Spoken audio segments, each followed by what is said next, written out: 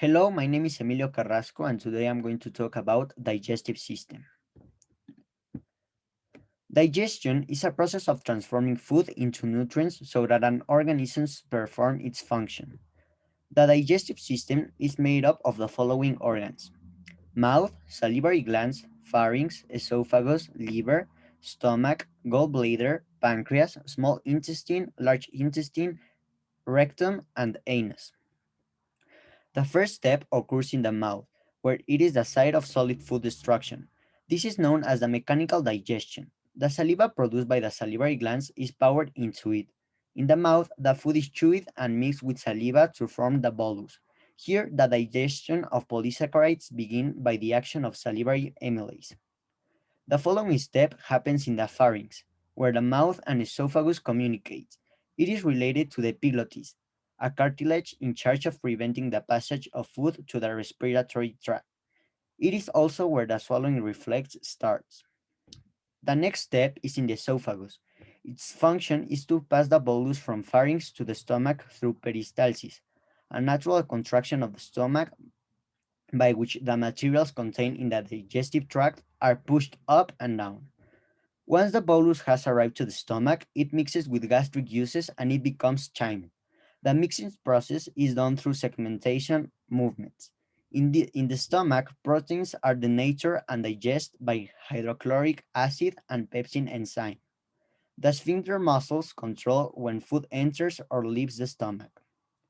At this point, I would like to introduce you three important organs: the liver, the gallbladder, and the pancreas. The liver produces bile, which is stored in the gallbladder. The bile is necessary for the emulsification of fats. The pancreas is a mixed gland that produces enzymes and substances that make up pancreatic juice, which aids digestion and breaks down carbohydrates, proteins, and fats.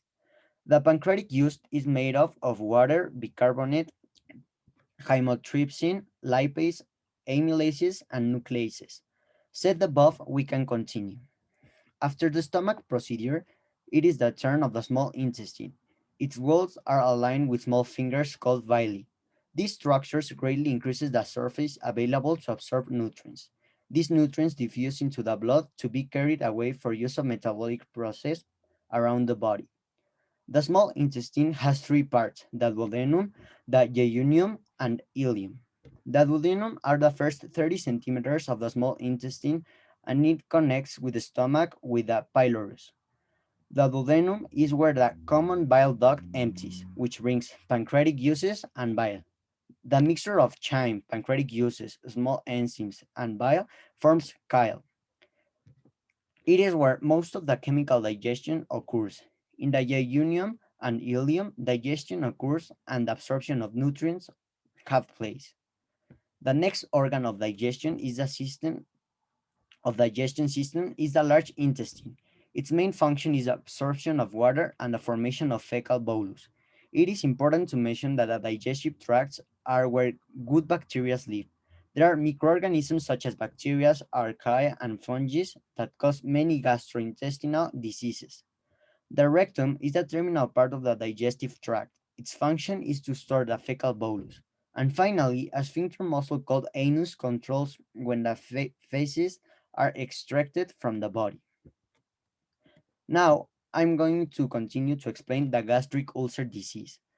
They are open sores that develop on the lining on the stomach, as you can see in the image. The stomach ulcers occur when the lining that protects the stomach from gastric acid breaks down, allowing the stomach lining to damage. The main symptom is a burning pain in the center of the abdomen.